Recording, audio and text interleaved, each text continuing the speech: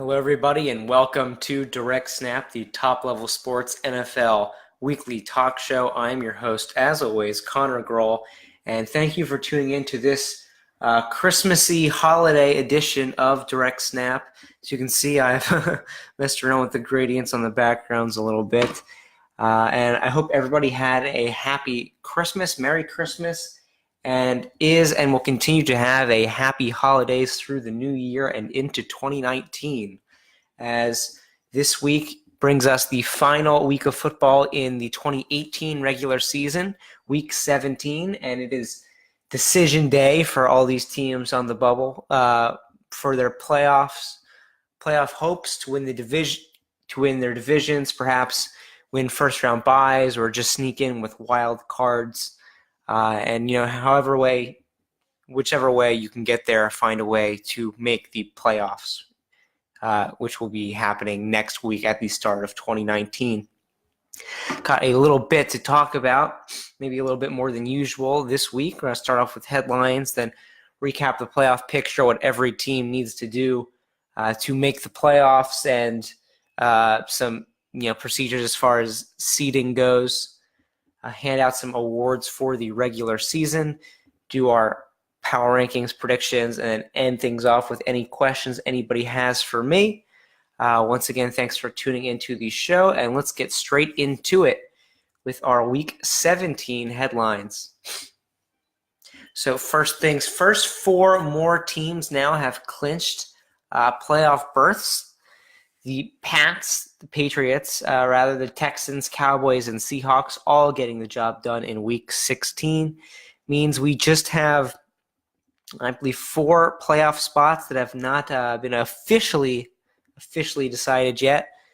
We know 8 teams that will be in the playoffs and just 4 more spots to be decided in Week 17.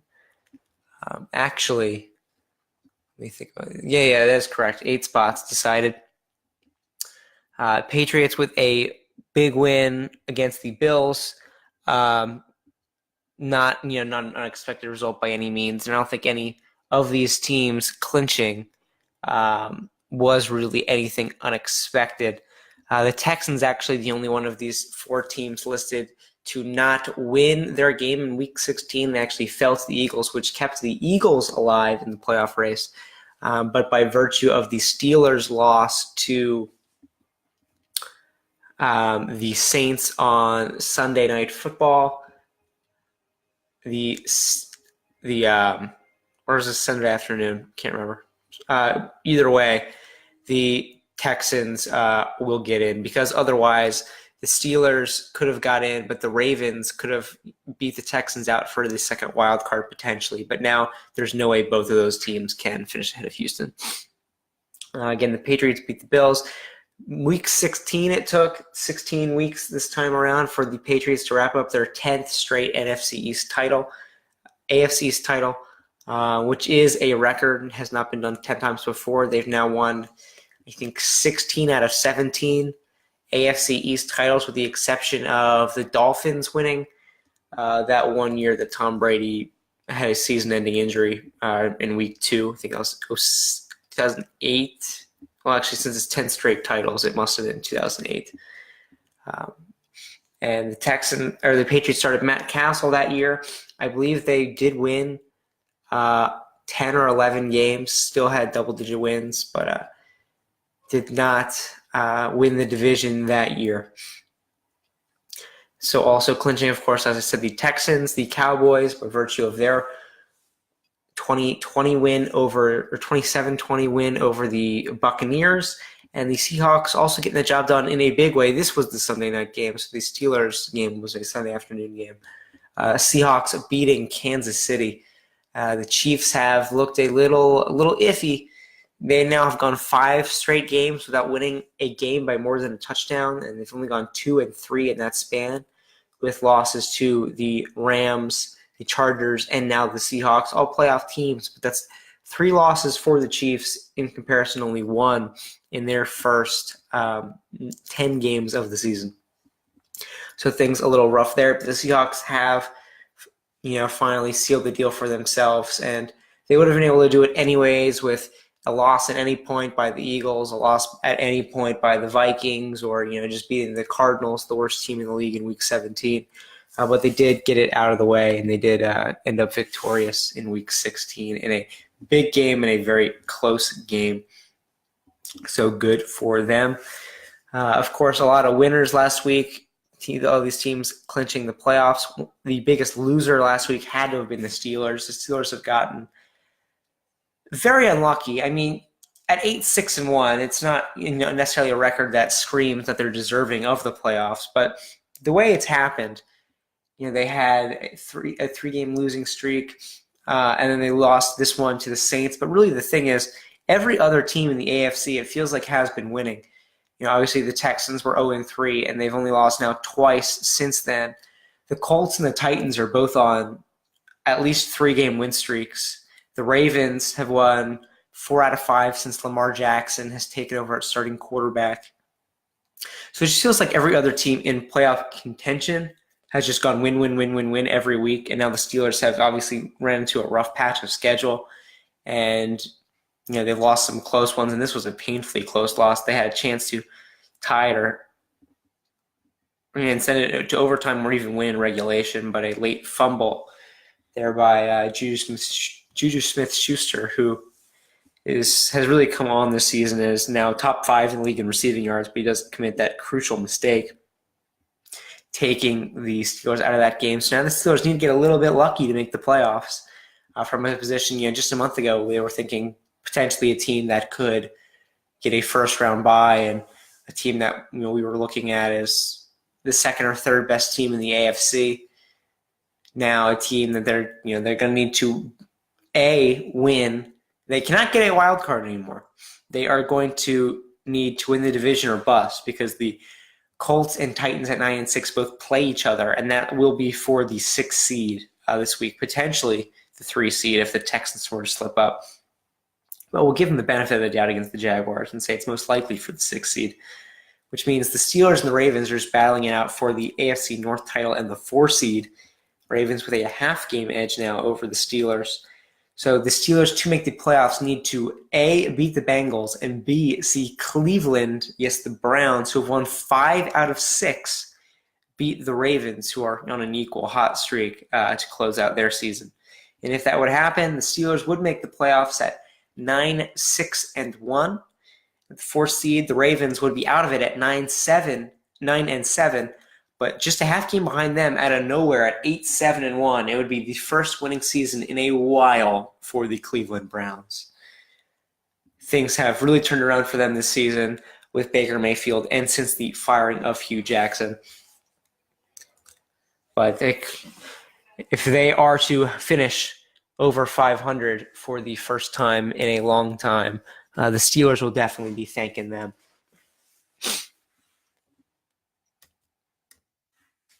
Also happening this week, the legend of Saint Nick Foles. And don't worry, Brooke, I don't think anyone's turning on Juju Smith-Schuster. Like I said, over 1,300 yards already. And, he's really established himself as, I think I can say, the best wide receiver 2 in the league behind Antonio Brown on the Steelers. But, definitely a top, I don't know how high you want to go, but 15, we'll say, wide receiver in the league. And I think he's fine, because he's done far more good for them than just this one more mistake. Also happening this week, the legend of St. Nick Foles continues. St. Nick here to save the day on December 23rd, not quite Christmas Day, but Nick Foles back in action after another late season injury to Carson Wentz. And every time they seem to call on this guy in December, January, even February last year, he has performed. He set a new Eagles franchise record, 470-odd passing yards. He also now has 4 400-yard games, which is the most in Eagles history. And it was the first Eagles quarterback to throw for 400 yards since 2014, and that was also Nick Foles. This was a super swingy game. The Texans started out with the lead. They went up 2 scores. Eagles came back to take the lead. Texans fight right back, and Nick Foles gets them down for a game-winning field goal from their kicker, Jake Elliott, who had missed 2 extra points earlier on in the game, but he does redeem himself with the game winner. Very back and forth, probably the best game of that Sunday 1 o'clock Eastern grouping. I was able to catch most of the second half of that one, and it was very fun to watch. And Nick Foles, I don't know what it is about this guy, because he is, his record as a starter is pretty amazing in his career. It's over 60% wins. He, had one of the best seasons as for a quarterback in NFL history, believe it or not, in 2013. But he struggled with the Rams when he played for them, became the starter there. Now he's been backing up Carson Wentz, but I feel like one way or another, Nick Foles will be a starting quarterback in this league again next year. I believe he'll be 30 at the start of next season, so still, in that kind of prime-ish time for him, and still definitely has more than a few years left in the league, you would think, if he can continue to produce at near this level. I would love to see him get another opportunity as a starting quarterback somewhere. But for now, Eagles fans will continue singing his praises.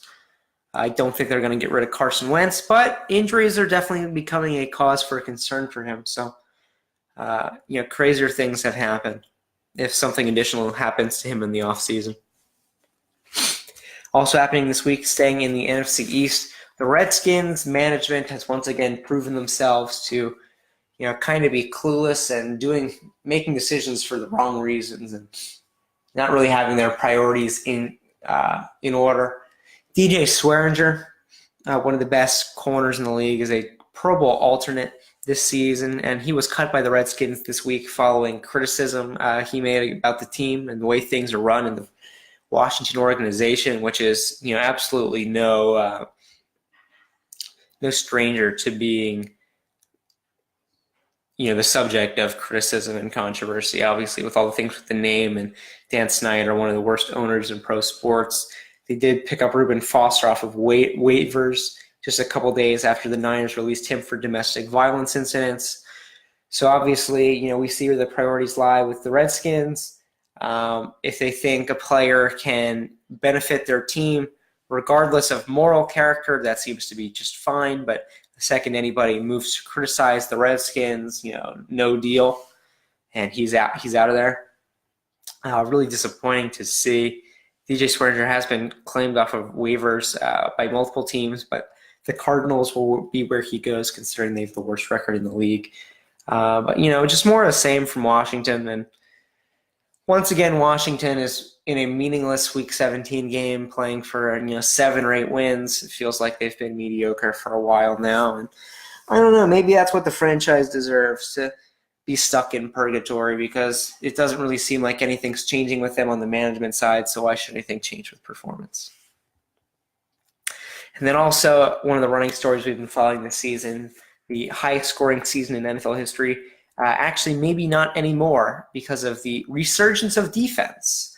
An unfamiliar concept this season, but it seems to be once again becoming popular with teams like the Chicago Bears over the last few weeks, really leading the charge for stopping other teams from scoring rather than just scoring themselves. Revolutionary ideas here in 2018. But we are currently heading into Week 17 with an average of 23.4 points scored per game by each team, which I believe we were over a little north of 24 earlier on in the season, but this is actually tying the all-time record set in 2013, when teams also averaged 23.4 points per game.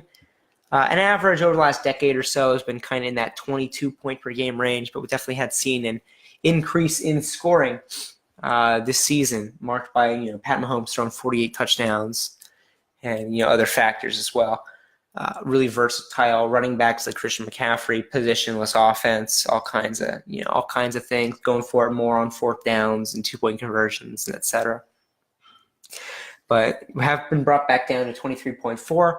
So this season, this week we will decide if 2018 was or was not the highest scoring week in NFL history, and I'll be sure to let you guys know about that. I'll probably send out a tweet about it. Follow me on Twitter at Top Level Sports, and my personal at Connor Groel. You can see those links at the bottom of your screen.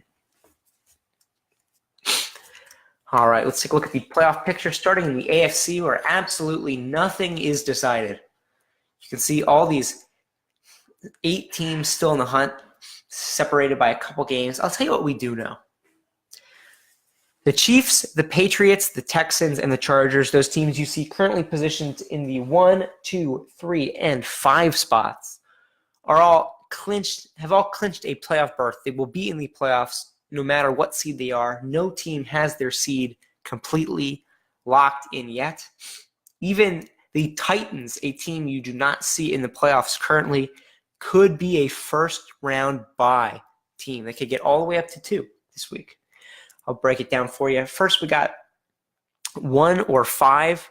That'll go to either the Chiefs or the Chargers, presumably.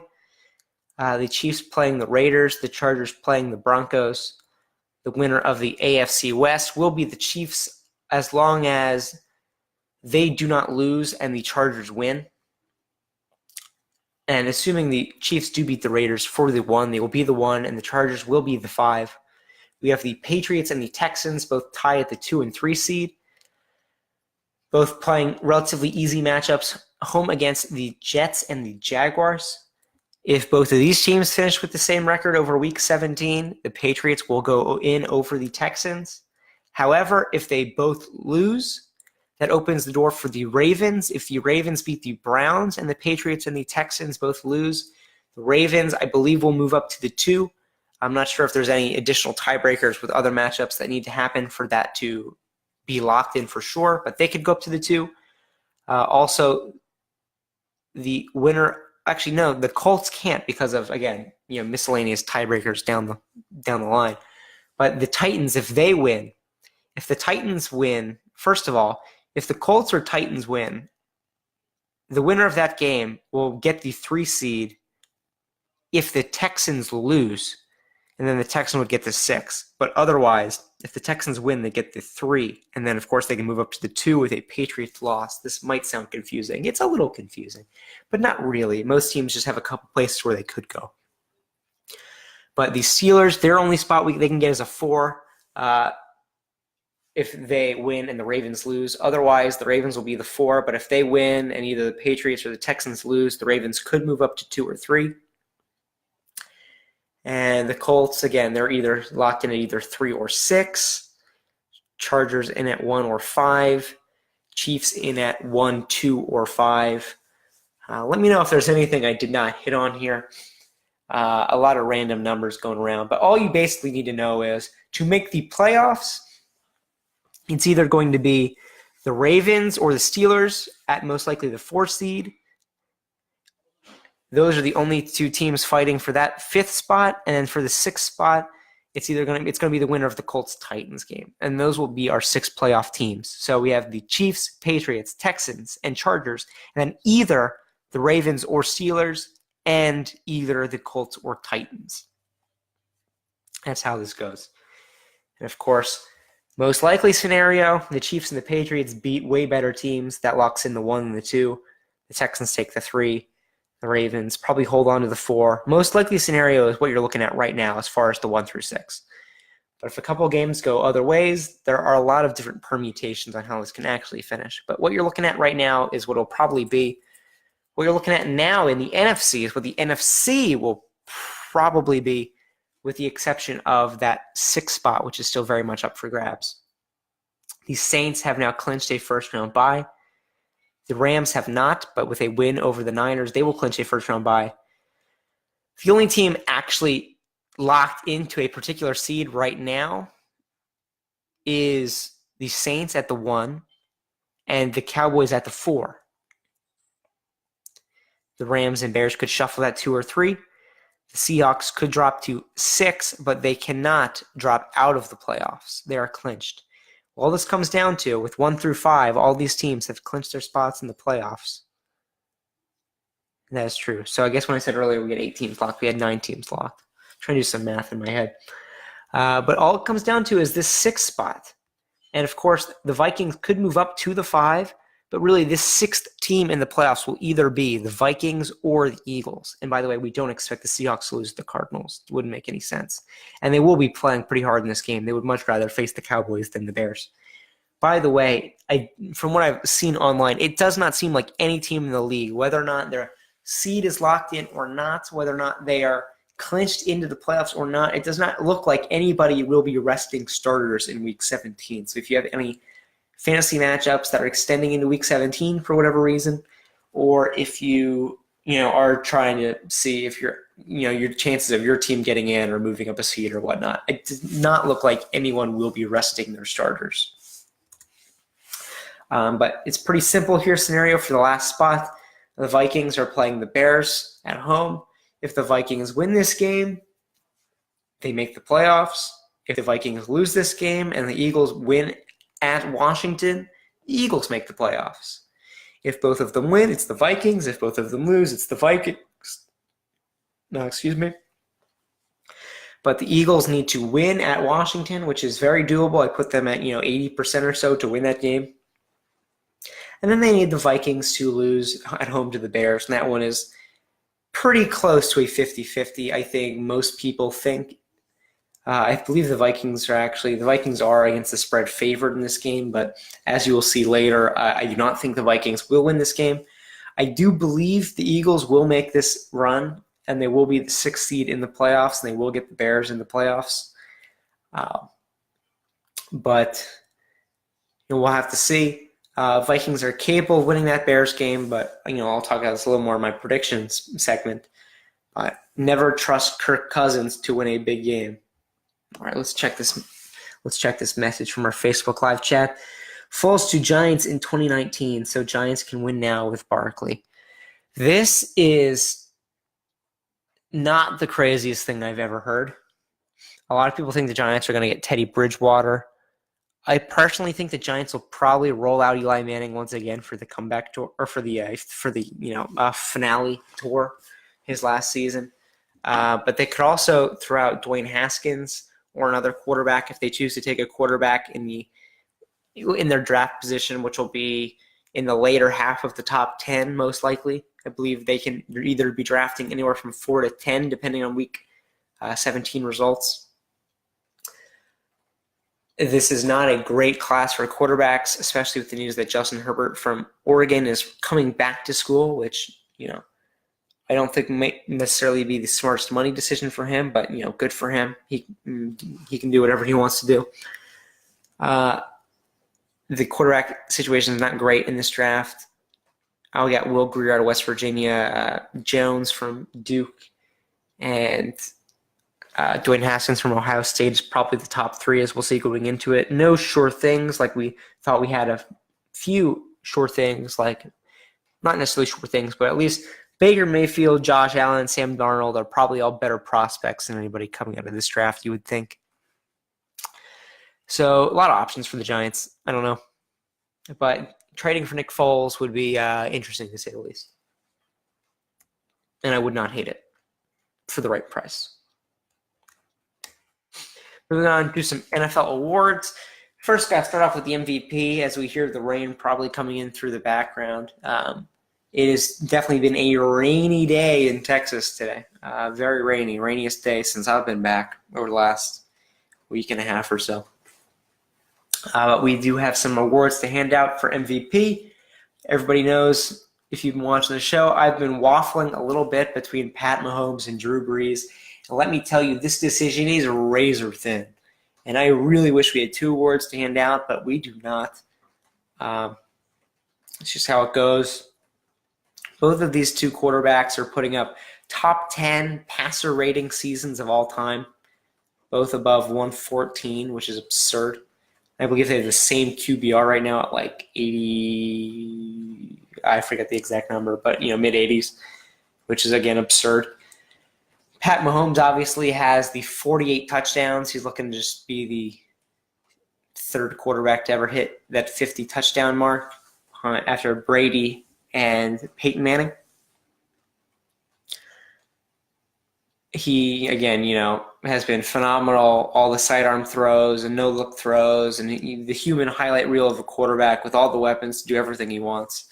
He's been crazy. The Chiefs' offense has been one of the best offenses of all time. Then we also have Drew Brees, who has had a nice performance, a nice comeback performance in this MVP race against the Steelers. But the couple weeks before had been his worst in the season, which led to me moving from Drew Brees to Patrick Mahomes. Drew Brees has 32 touchdowns, only 5 interceptions compared to Mahomes' 11. But he is also on pace to easily break the record for highest completion percentage in a season all time. So both these guys have crazy numbers and crazy things going for them. The Saints are a little bit better as a team as far as winning. They only have 2 losses compared to the Chiefs' 4. But you have to also recognize the Saints have a much better defense. And in these 4 Chiefs losses, they have gone over 30 points every time and even above 50 once. So it's not for a lack of offense that they have been losing football games, which I think is very important to also consider. Again, very close. My edge is going to go to Pat Mahomes. Continuing on, offensive player of the year, defensive player of the year. Normally, offensive player of the year does not go to a quarterback. And I think with that in mind, if it can't be Drew Brees, can't be Phillip Rivers, I think the Rams are going to sweep it with Todd Gurley and Aaron Donald. Aaron Donald is having maybe the best season for a defensive tackle all time, and for an interior lineman, he has 19.5 sacks this season, which is just 3 sacks shy of Michael Strahan's 22.5 sack season record. He could possibly do it. 3 sacks is not out of the question for them this week going up against San Francisco. Phenomenal season. Words don't really describe it. If the award was for most valuable player in terms of performance versus their position, you could make a very strong case for Aaron Donald as player of the year. But quarterback is almost always going to win MVP. That's just how it goes. Quarterback is the most impactful position on the field, and you can't argue otherwise. Rookies of the year. This has not changed. I'm going with Saquon Barkley on offense, the Giants running back, and Derwin James, the safety for the Chargers. As far as defense player of the year goes, Darius Leonard, Leighton Vander Esch, the other guy. Names are slipping my mind here. The pass rusher for the Broncos. A lot of great defensive Bradley Chubb. A lot of great rookies this year. Both sides of the ball really on offense as well. Lindsey, running back for the Broncos. You also have Sam Darnold, who has had a better second half of the season, and Baker Mayfield, who really is probably going to be second place in this award, in my opinion. A lot of great rookies. I do think these guys have been in the driver's seat for a while, though, and I do like them to close out. Coach of the year, Matt Nagy. First-year coach. He's 11-4 with the Bears. I don't really need to say too much more than that. He's been phenomenal, and that defense is looking like the Bears' defenses of old recently. So we'll see if they can make some noise here in the playoffs. Then comeback player of the year after nobody knew if Andrew Luck was even alive or if he was going to throw the football again or make it back to the NFL. Andrew Luck's just had a phenomenal season. So Andrew Luck, the comeback player of the year, although, again, and a lot of guys that could go to. J.J. Watt could have got that award easily. But again, I don't know. Something about Adrian Peterson still has already broken 1,000 yards rushing this season. Fantastic for his age. Only the 5th player, age 33 or older, to do that. And 14.5 sacks for J.J. Watt. Again, a lot of contenders. A lot of great performances all around the league this year. But you got to settle on certain guys for awards. So we're taking Andrew Luck for comeback player of the year. Power ranking time, second half of the show. Not a ton changed this week, and you wouldn't really expect it to. We're at week 17. We've seen everyone play 15 times. No one should really be surprising you too much at this point. And not too much has really surprised me over the last few weeks. But here we go. As you see, no one really moving more than a couple spots. Cardinals stay at the bottom, and the Jets moved down 2 spots, blew a big lead to Aaron Rodgers at home, and ended up dropping that game in overtime. Cardinals with a loss against the Seahawks will wrap up the number 1 overall pick in the draft. Should be able to do that. At least the Cardinals can win something this year besides a game against the Niners. The Raiders do take a win, looking a little better over the last few weeks, of course. a couple wins in the last 3 or 4 games. As same thing goes for the Jaguars as they beat the Dolphins. We see the Lions looking catastrophic. No pun intended. Cat, is that even a pun? I guess I'll take credit for it. Well, no pun intended. I don't know. It is what it is. Let's see what else we got. Niners looked decent, at least stopping the Bears on offense. So only lost that game 14-9. Bucks, Bills, Giants, Bengals. Not too much movement here, really. Panthers, I think the Panthers should probably be a lot lower considering they've thrown 2 quarterbacks on IR. If I were to redo this now, I'd probably throw them at like 25, 26 or so. But they've been a train wreck, as have the Broncos over the last few games. Dolphins have been eliminated from the playoffs based on the performances of other teams, but to have your season come to a close by losing to the Jaguars is, kind of depressing. And the Falcons and the Packers have wasted seasons, but at least they've thrown together a couple decent performances near the tail end. Moving into the top half, not a ton of movement here, considering all these teams in this quadrant, except for the Steelers, actually all won games this week. Colts and Titans just moving down a spot because we have to move the Ravens up, and maybe this is even far enough. Dominant defensive performance against the Chargers, beating the Chargers, really putting themselves in a position to win this division, and definitely looking like, alongside the Bears, the best defensive teams in the league, easily. Again, all these teams win, so not a ton of movement outside of the Steelers dropping.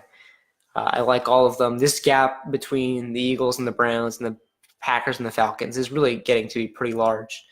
And the gap between these teams and the Dolphins at 19 is pretty monumental at this point in time. So much to the point, I think any one of these teams could lose, and this top half will see no movement, as in no team from the bottom half will climb into the top half in Week 17, or following Week 17, I believe. But we do see all of these teams here fighting for playoff spots in Week 16, with the exception of the Cowboys, who have already locked in before, and the Browns, who unfortunately will not make the playoffs, but what a fantastic year for them. And then wrapping things up, we do see the NFC take control of the top 3 spots here, with the Rams and Bears moving up after the Chargers and the Chiefs have both hit rough patches. But the AFC does maintain the next 4 slots, and the Seahawks at 8, sliding back into the top quarter after their win against the Chiefs, and tough luck for the Texans. Really would have liked for them to have gotten the first round bye, but unlucky in their game against the Eagles. Well, they really should have won the game, but oh well. Give up 470-something yards to Nick Foles. I think, not much else you can say about that. And now they do lose control of that first round bye position to the Patriots, and will most likely face the Colts in the playoffs, which is not a great matchup for Houston. Final major segment here of the show will be our Week 17 predictions. You see what happened in Week 16, pretty good, 11-5 and 10-5 against the spread. Really hoping to get 9 games right against the spread this week, so we can at least finish 500 for the year. That is the goal. Would love to see that, and hopefully we get the job done. So let's see what we're up against this week.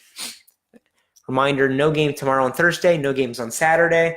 All the games will be played on Sunday, with the Sunday night game being the one game that by itself determines a playoff spot, the 6th seed matchup in the AFC, the Colts and the Titans hosting that one. All right, let's do it. Dolphins at the Bills.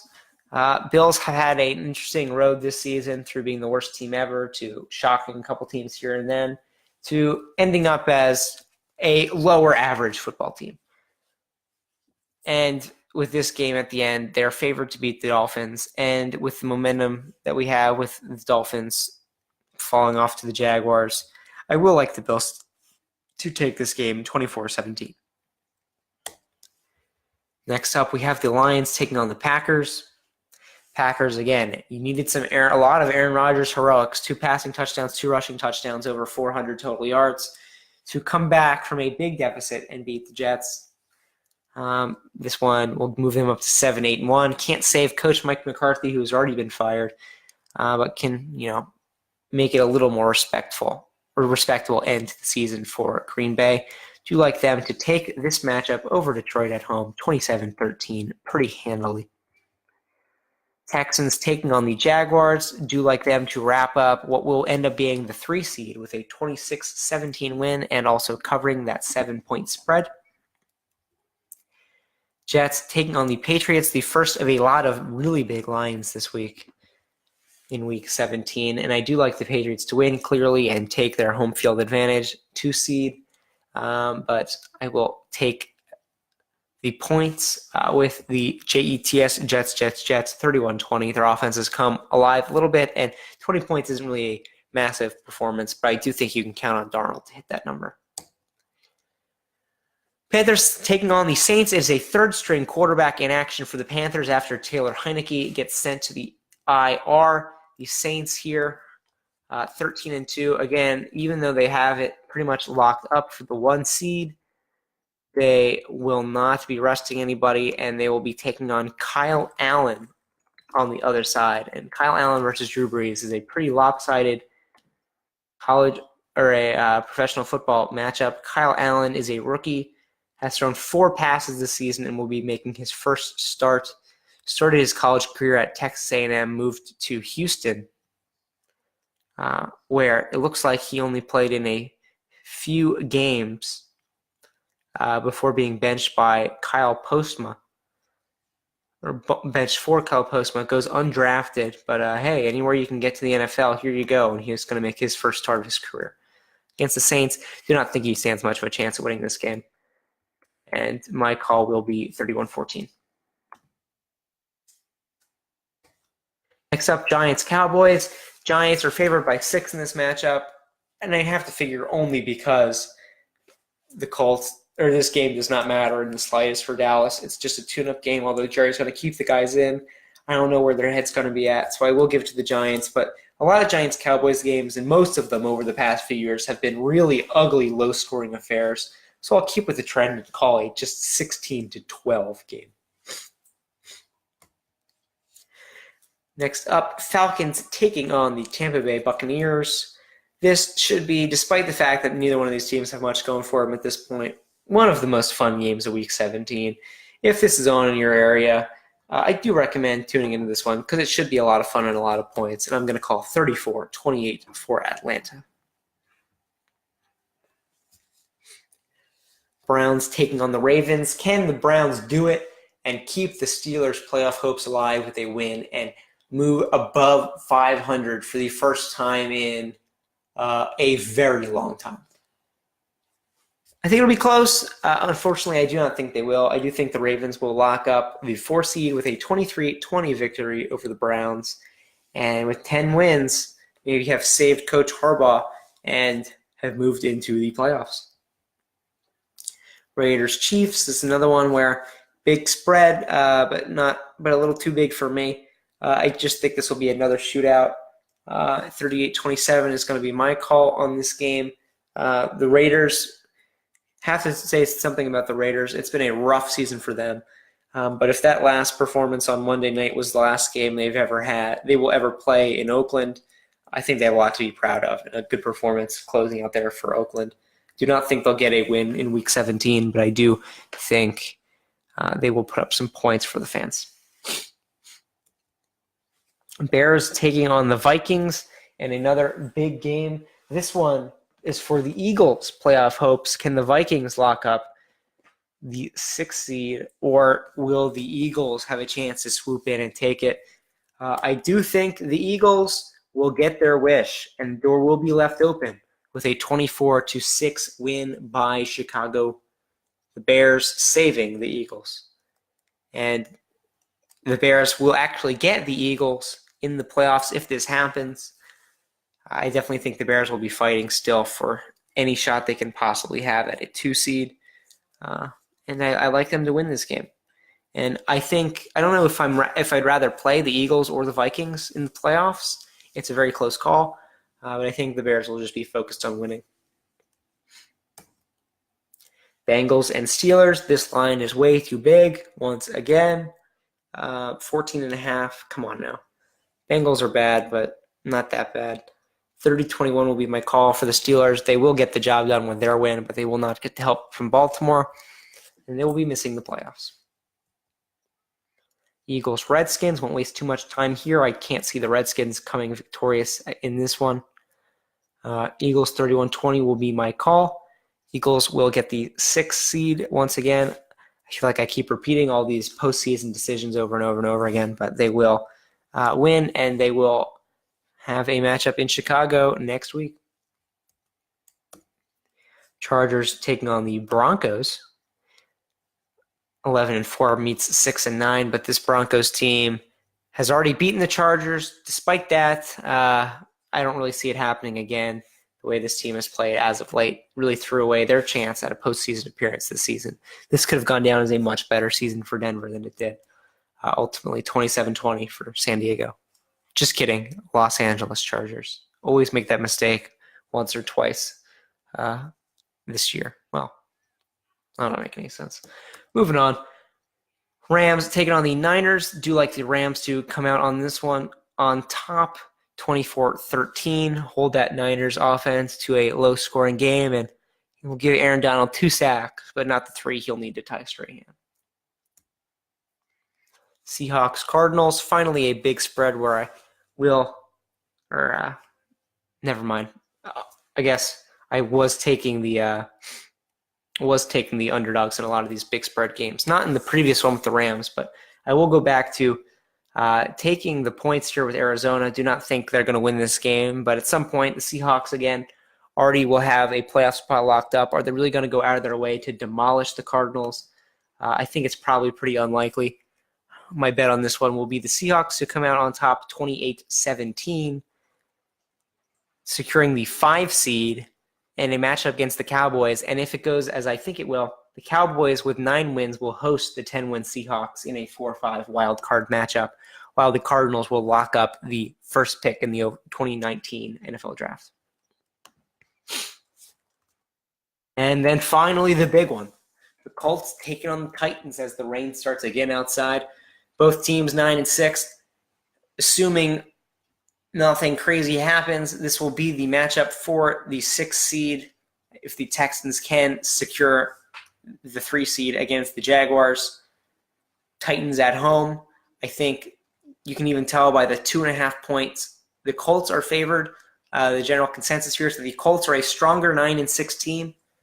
I definitely would agree with that sentiment. I think this is going to be a very close game, but have faith in the best player on the field, and I think that's going to be Andrew Luck. And I think he's going to have the firepower that the Titans will not. Definitely Marcus Mariota's injury concerns are something to keep an eye out on. I do think he'll probably play. He is optimistic he will start this week. But he might not be 100%, so that's also something to keep in mind to factor into your picks this week. And I do think the Colts will make the playoffs. I do think they will take this game by a final score of 24-20. That is the final pick I will make for the 2018 regular season. It has been a wild ride. Once again, I'm hoping I can get at least 9 right against the spread this week. Finish 500. That's not profitable, but it is respectable somewhat. I want to at least be able to say I'm going EV, flipping a coin. And if not, what am I doing this for? So again, that is my last pick of the week. Want to once again wish everybody a happy holidays. Spend time with the people you love. Enjoy it. Holidays is a great time of year. I wish you a happy end to 2018 and a great start to 2019. This is the time if anyone has any questions to throw them at me for the next minute or so. But thank you for watching Direct Snap today and always this year. This has been the final Direct Snap of the season. We'll see you once again for more episodes of Direct Snap, probably pretty soon actually for college basketball. Probably getting the swing of that. Hopefully, again, I like to say things and not follow through on them. So more to come on that in the future. But regardless, you'll see a lot of college basketball content from me, whether it's pre-recorded videos or live videos or just bracketologies and so on. We'll see some more content from me in the new year. Do have a couple extra things I'm working on, which I hope to be able to share more information on soon.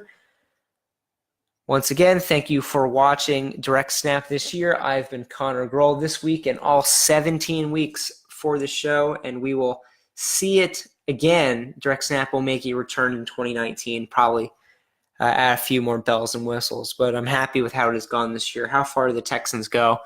Honestly, I think if they can get past the Colts, it'll be a very tough wild card matchup. I think they do have a chance at the Patriots, but I do not think they will beat whoever they play. I do think they'll play an AFC West team, either the Chiefs or the Chargers, in the conference championship game, and I do not think they can win that game. Obviously they can, but I think it's pretty unlikely. So I think most likely for the Texans, I think they probably bow out to the Patriots. Although these are very close games. I could easily see them winning or losing to the Colts, and I could easily see them winning or losing to the Pats. But just on the Pats, prior history, I'll say that the Patriots take them out in the divisional round of the playoffs. But other than that, I think that's all we got for today. So as always, thanks for watching, and I will see you on the flip side in 2019.